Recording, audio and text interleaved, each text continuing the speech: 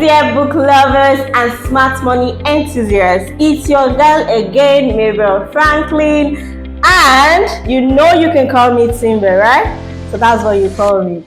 You're welcome to my channel. Today I have a lot for you. First, I have gist for you, because I know you'll be wondering, for those of you who know me, why is she talking a lot all about books suddenly? Why is she reading books? Why is she determined to even build a community to encourage us to keep reading? Why? And there's a video you'll be watching to see how it all started, so that I'll share that story with you. Then secondly, I'll be reviewing a very fantastic, when you read a book and you feel you started your year right. This is a book I read January. And the fact that it was a goal I set for myself to finish it in 1 month, and I accomplished that. So if I can do it, you can do it. If I can finish a book in a month, you can do it too. You have to stay right to the end of this video, because I'll also be sharing with you the list of books I intend on reading. I'll tell you the names of the books so that you can also get them and start reading alongside with me. So that when we're talking about, so that we can have live sections where we'll discuss about the books, and what we've learned from it, and see how we can implement the lessons in our lives. So please watch this video. I have something to tell you.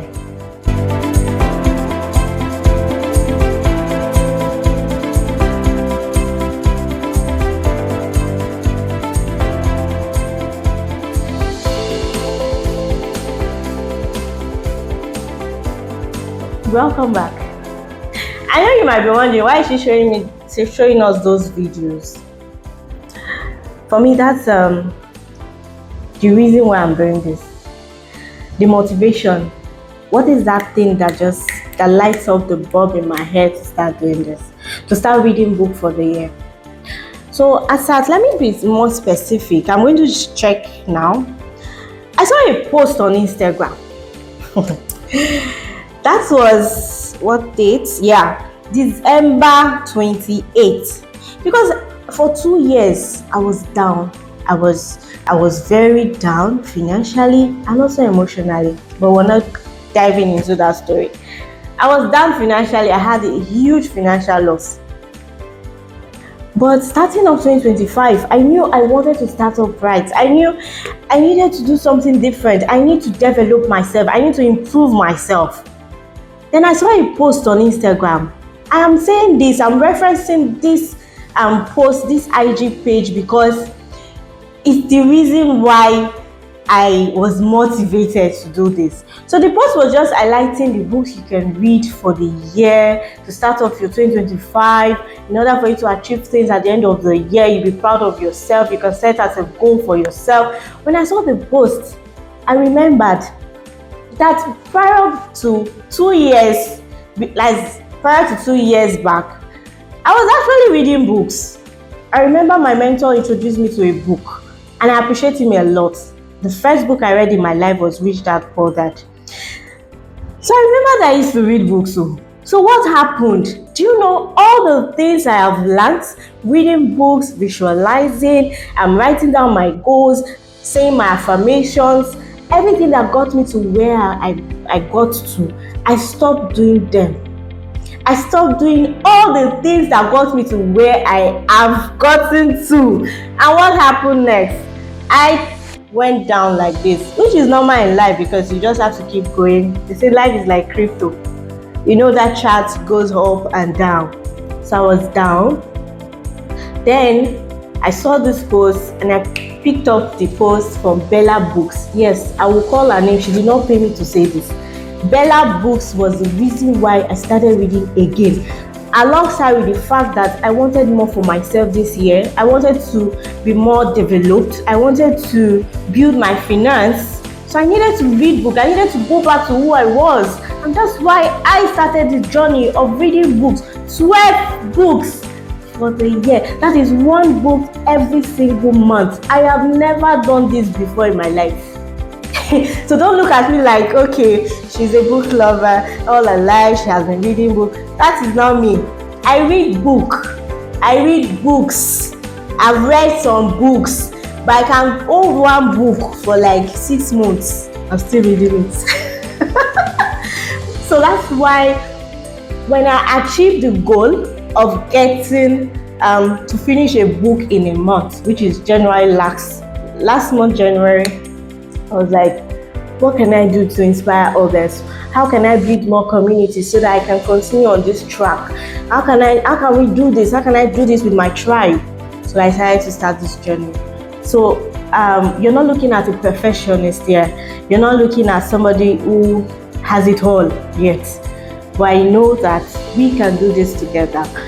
We need to read, because I heard something that if they hide treasure or money inside a book for an African man, he will never find that money or treasure.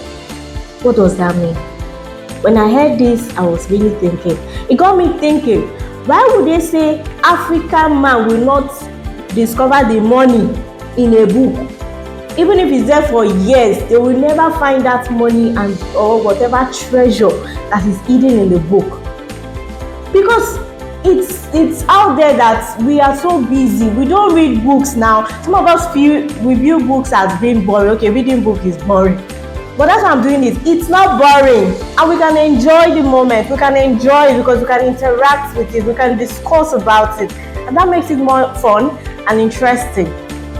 So we Africans, please, I am encouraging you all. I am also encouraging myself.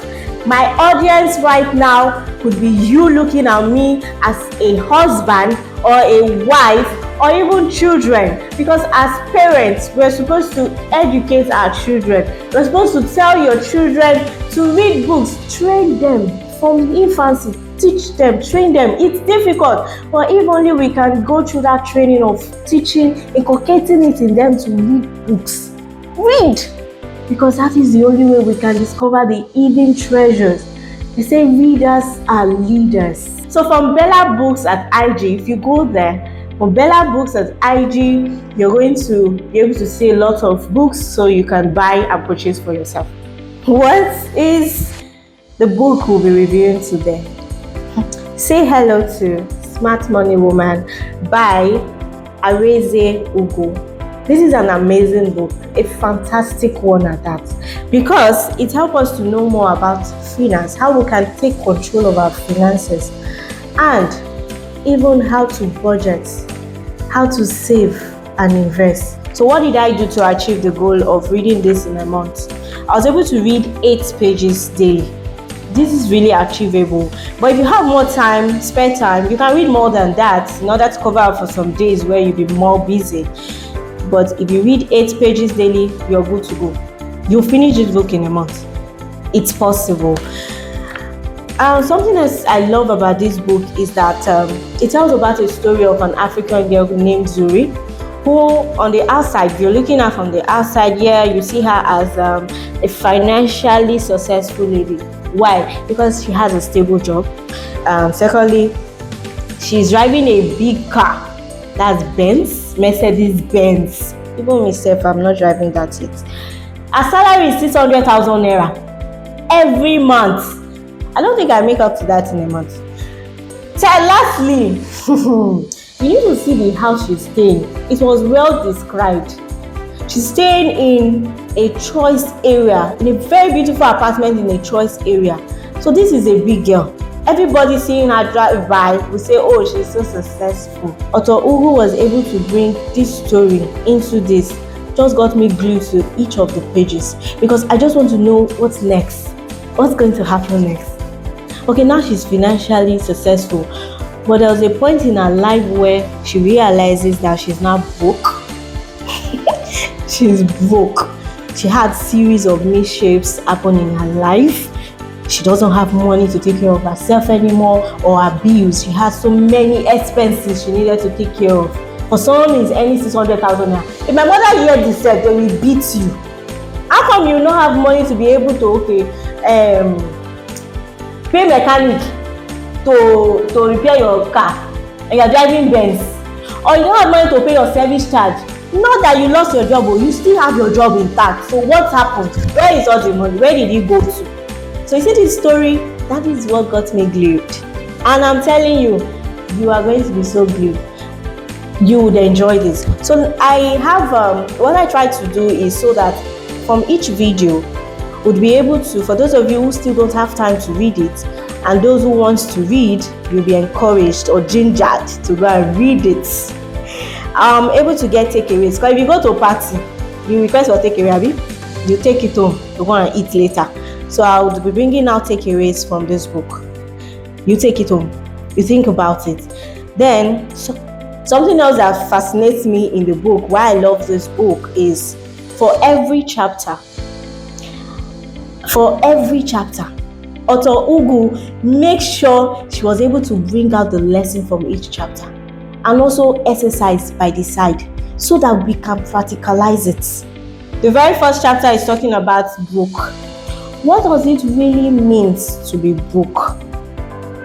What does it really mean to be broke? Before I read this book, I was thinking, okay, yes, I'm broke because I don't have money to care for myself at that point in time.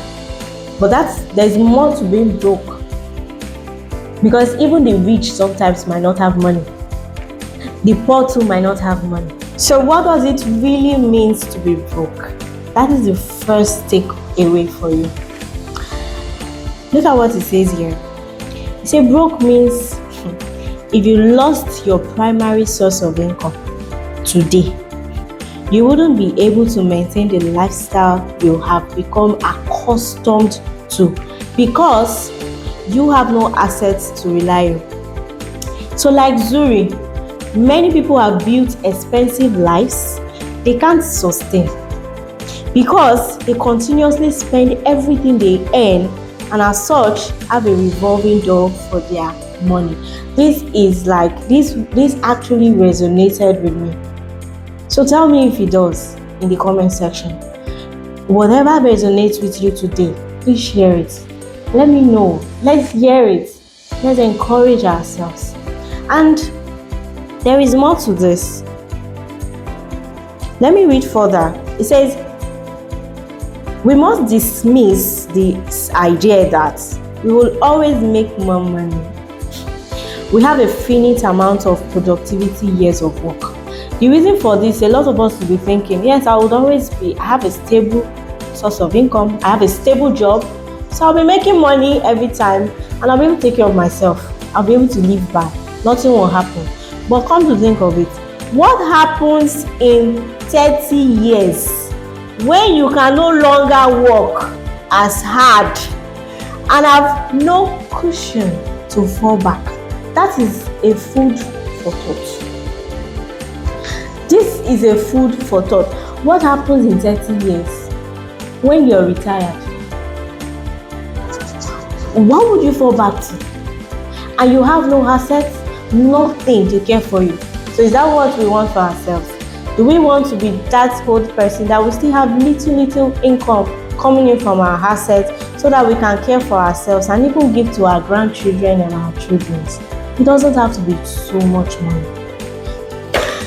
So there's an exercise here that will really help us, which is here in pages 15. It said, calculate your net worth. Your net worth is your assets minus your liabilities.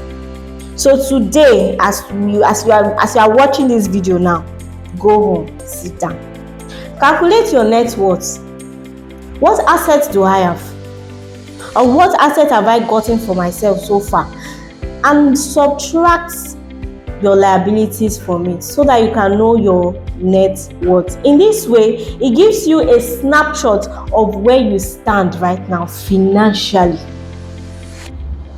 The salary you are earning, how much are you saving? How much are you keeping? So make a list. Make a list of everything you own of value. And when we're speaking of assets, it could be stocks, it could be property, land, fixed deposits, and cash or gold. Hope that is clear. Let me repeat myself. The assets could be stock, property, maybe for rental, land, fixed deposits, cash or gold. Make a list of those items. Then also list everything you owe. The money you're owing somebody, igbese, that is what they call it in Africa. Debts, your debts. It includes mortgage, your car loan, garage gbese. So just think of all the debts you're owing. Then do the math. Subtract your assets from all your liabilities. So your liabilities also include your house rent, which is something we can't do without. Your rent, the school fees for your children, or whatever school fees, even if you're paying school fees for yourself. These are the liabilities. So I want you to do this exercise and let me know the results from the next video. The second lesson is from chapter 2 of this book. The lesson here is very straightforward because it's talking about money fears. A lot of us have money fears. We fear about different things. Look at what it says here. When it comes to money in relation to our families or businesses, our friendships and society, many African women worry about not having enough to survive, not having enough to measure up to the lifestyle of our friends and family. The fear of failing in business, the fear of not being able to afford the lifestyle one has been accustomed to, and then losing it all and becoming dependent on others. Those are the fears we're talking about. So it says it is also worrying about something that has the possibility of occurring in the future. So this fear has actually withheld a lot of us from doing something, from working towards achieving our goals or dreams. Fear, money fears. So what's the exercise for this? We want to make a list of all your money fears. So we have an exercise here on how we can conquer our money fears. The first thing we need to do is to make a list of all our money fears. Think about why you have this money fear in the first place. It might be rooted in money habits that you already know are bad for your finances. For example, having expenses that are so high they consistently exceed your income each month. So you know it's not sustainable, and there's a voice in the back of your head that tells you you're living beyond your means. Hence, the fear is not being able to maintain your lifestyle. So think about it. Make a list of all your money fears. Think about it. Then lastly, make a plan to counter each fear. Make a plan to counter each fear. So that is it for the key lessons, the second key lessons. Let's move to the last. Where is your money going? Because for Zuri, she's working enough, she has good income which she could live by. So where is her money going? Where is all the money going? If you read this book, you're going to see a lot of stories, but I'm not going in because I want you to go pick that book, buy the book and read. Look at the lesson for this. Alright. Say track your expenses. So this is the lesson 3 in this book. Track your expenses. Just like in any successful business where you track the revenue and costs periodically, it is also important to track the expenses in our personal lives. Most people don't know where the money they earn goes to. What percentage of your income goes to food, transportation, and clothes?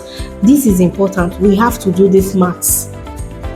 So you'll be able to tell where your money goes and track your expenses right.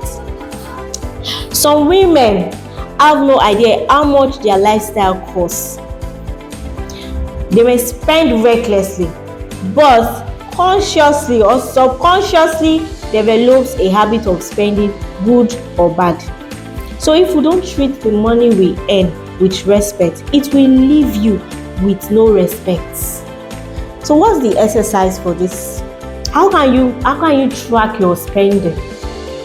One, write down everything you spent your income on in the last month. This will give you good ideas of how you're spending money and help you identify areas to cut or increase.